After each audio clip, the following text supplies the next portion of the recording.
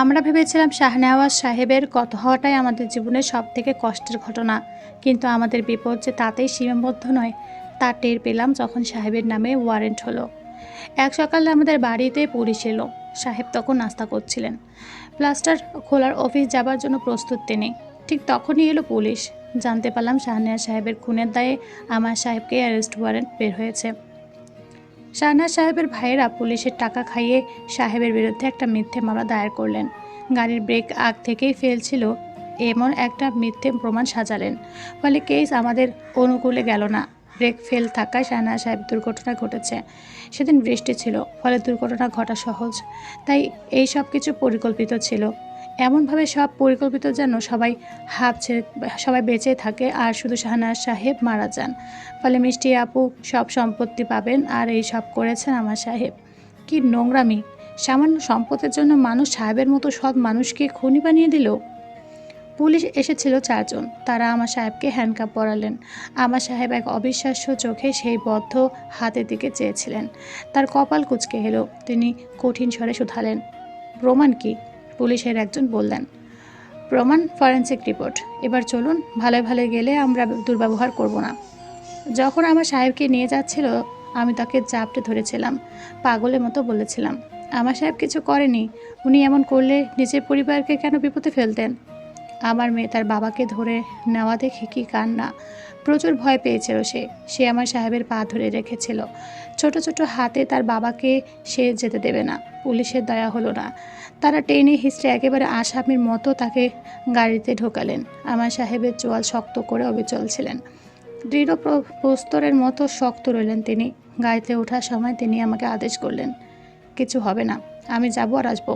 তুমি মিষ্টি আর মাকে সামলাও, আর কেঁদো না, আমি আসছি। সাহেব এলেন না। তাকে কোর্টে চালান করা হলো। পরদিন যখন তাকে দেখতে গেলাম আমার মনে হলো কেউ আমার বুকে চোরাঘাত করছে। আমার সাহেবের মুখটা শুকিয়ে গেছে। তাকে মারধর করেনি, তবে তার ময়লা জামা, বাড়ন্ত দাড়ি আর শুষ্ক চোখজোড় আমার হৃদয়ে হুল ফোটালো। আমি নিজেকে শক্ত রাখতে পারলাম না। অসহায় স্বরে বললাম, সব আমার জন্য। আমি আবদার না করলে এগুলো কিছুই হতো না। আমার জন্য সব হয়েছে। সাহেব রুক্ষ স্বরে বললেন, আমি মরে গেছি?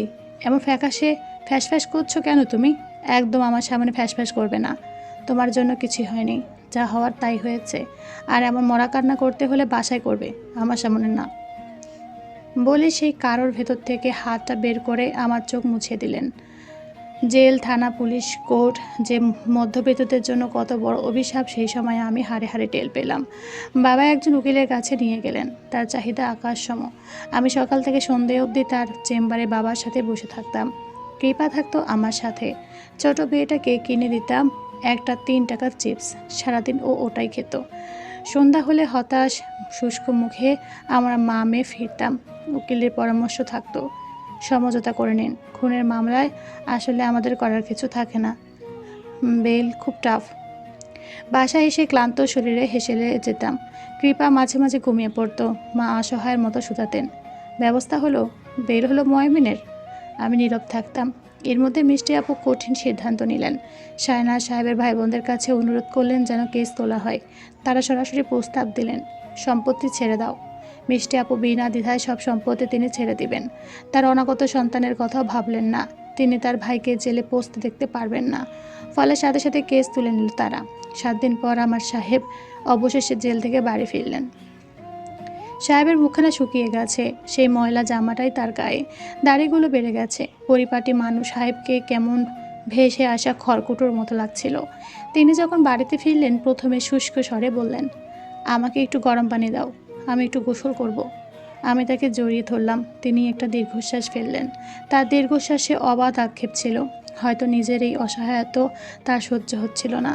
সাহেব জেলে যাওয়া নিয়ে পাড়াতে অনেক ঘটনা রটল। সত্য নিয়ে মাথা ব্যথা কারণ নেই। তবে ময়মিন সরকারের নাক উঁচু দর্প চূর্ণ বিচূর্ণ দেখতেই তাদের যেন আনন্দ। বাড়ি বয়ে লোক আসতো, খোঁচা মেরে কত কথা বলতো। আমাদের অবর্তমানে আমাদের নিয়ে বিদ্রুপ হতো। কিছু মানুষ অন্যের বিপদে উল্লাস করে, তবে সেই মানুষের সংখ্যা যে এত বেশি তা কে জানতো। সাহেবের জেলে যাওয়ার ঘটনা ছড়াতে ছড়াতে তার অফিসেও জানাজানি হলো। বিষয়টা হেড অফিস অব্দি পৌঁছালো। সাহেবকে জবাবদিহি করতে হলো অনেক, কিন্তু সেই জবাবদিহিটা খুব একটা কাজে দিল না। একদিন ভর সন্ধ্যায় সাহেব বাড়ি ফিরলেন। তার মুখখানা মৌলিন। ঘরে প্রবেশ করতেই আমি বললাম, গরম পানি দিব? দাও। শোনো, বলুন। সাহেব ম্লান স্বরে বললেন, এখন থেকে খরচ কমিয়ে ফেলতে হবে, মেপে চেপে চলতে হবে। কেন বলুন তো? কারণ আমার চাকরিটা আর নেই, এখন তোমার সাহেব বেকার। কথাটা বলে ক্লান্ত শরীরটা টেনে উপরে চলে গেলেন। আমি ঠায় দাঁড়িয়ে রইলাম। আল্লাহ আমাদের কি পরীক্ষাটা নিচ্ছেন? যখন বিপদ আসে হয়তো একত্রে আসে, সৃষ্টিকর্তা আমাদের পরীক্ষা নেন, আমাদের ধৈর্যের পরীক্ষা।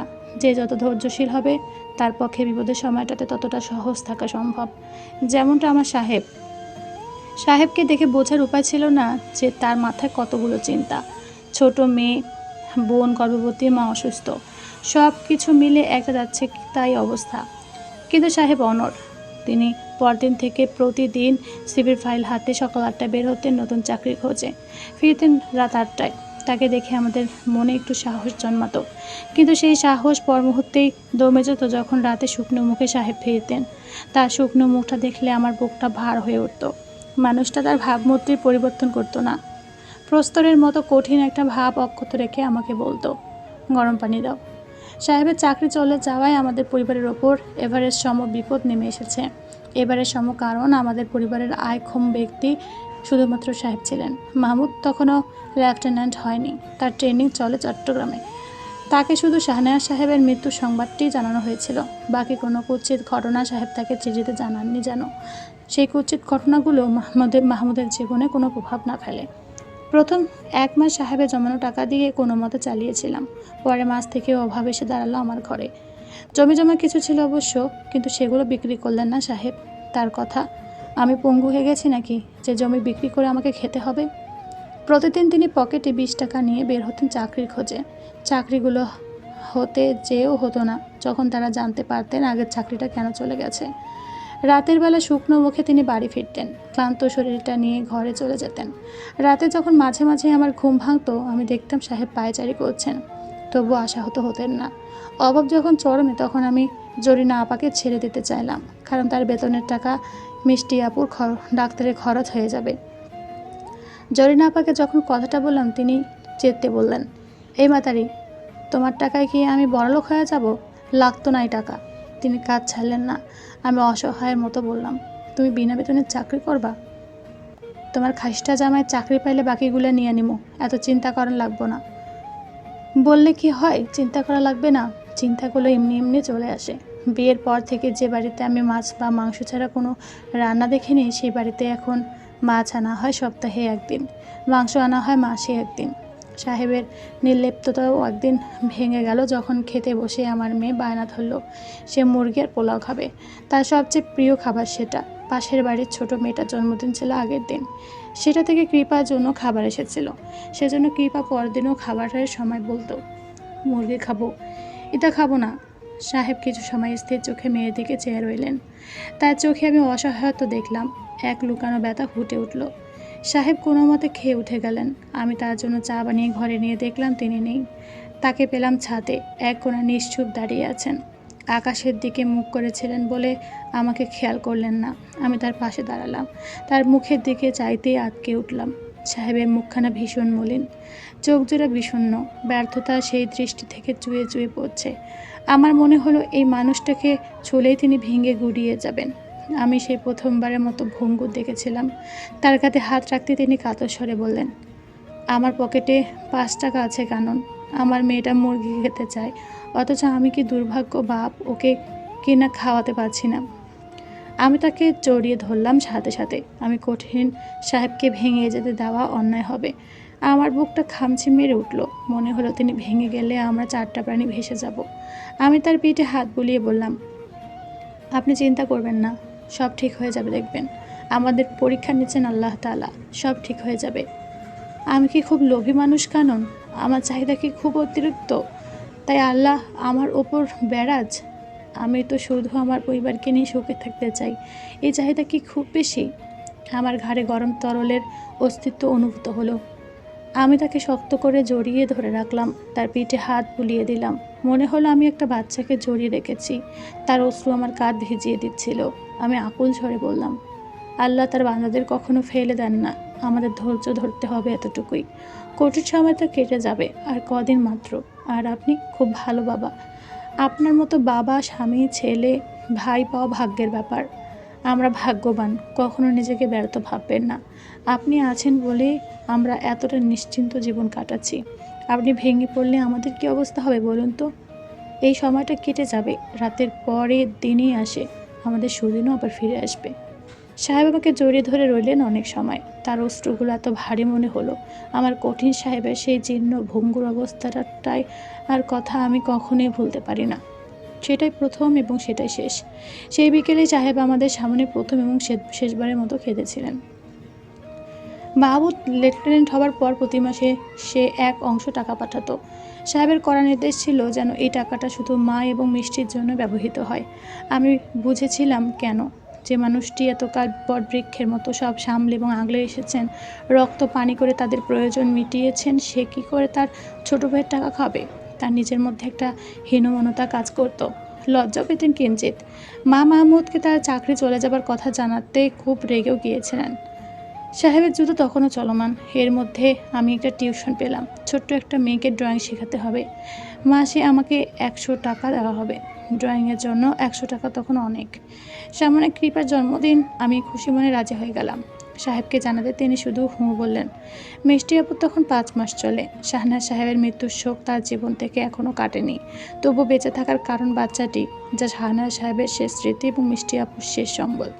মা প্রতিদিন বাহিরের দরজার কাছে বসে রইতেন একটা সুখবরের আশায়, কিন্তু সেই সুখবরটা এলো না 3 মাস ধরে। এই 3টা মাস ঠিক কী করে চালিয়েছে সেটা কেবল আমি এবং সাহেব জানি। সাহেবের জমানো টাকাগুলো সব শেষের পথে। দুশ্চিন্তায় নির্ঘুম পায়চারি করতেন সাহেব। আমি রাতে মাঝে মাঝে তাকে টেনে এনে শোয়াতাম, বুকে মাথা রেখে বলতাম, ঠিক হয়ে যাবে, দেখবেন কালকেই একটা চাকরি হয়ে যাবে। আমার জোড়াতালির সংসারে হঠাৎ আল্লাহ এক ফেরেশতাকে পাঠালেন। আমাদের সামনে বাসায় নতুন ভাড়াটে দ্বিতীয়বার চাকরি করতেন একটা বড় অফিসে। তিনি এক বিকেলে এসে আমাকে এবং মিষ্টি আপুকে অনুরোধ করলেন, আমার কাল অফিসে খুব বড় অনুষ্ঠান, 20 জনের রান্না। মিষ্টির রান্না তো এলাকায় খুব প্রচলিত। জানি তোমার শরীরের অবস্থা ভালো নেই, কিন্তু আমার যে তোমার সাহায্যের খুব প্রয়োজন। বাজারে খরচ আমার আর রান্না বাবদ তোমাকে আমি 500 দিব। মিষ্টি আপু আমার দিকে চাইলেন, আমার হাত চেপে বললেন, আমিও জরিনা আপু আছি, তুমি হ্যাঁ বলে দাও। মিষ্টি আপু হ্যাঁ বলে দিলেন। ব্যাস, আমরা 3 জন মিলে রান্না করলাম সেই 20 জনের রান্না। প্রথমে হিমশিম খেলেও আমরা ঠিক 1টার মধ্যে তাদের টিফিন পৌঁছে দিলাম। রান্নার বেশ প্রশংসা হলো। মিষ্টি আপু রান্নার টাকা তো থেকে গেল, উপর থেকে সেই বাজারে আমাদের 3 দিন চলে গেল। বাসায় ফিরে যখন সাহেব দেখলেন এলাহি আয়োজন, তিনি শুধালেন, আমি তো পুঁই শাক আর কাপ মাছ কিনে দিয়েছিলাম, এগুলো কোথা থেকে এলো? আমি তাকে সব বললাম। তিনি কোনো প্রতিক্রিয়া দেখালেন না। রাতে আমার মাথায় একটা বুদ্ধি এলো, কিন্তু সেটা যখন সাহেবকে বলতে গেলাম, দেখলাম তিনি ঘুমিয়ে কাঁদা। অবশ্য সেই সকালে বের হন, সারাদিন চাকরির জন্য হন্যে হয়ে করেন, ক্লান্ত হয় স্বাভাবিক। তবে আমার মাথায় যে বুদ্ধি এলো তা আমি কিছুতেই দমাতে পারলাম না।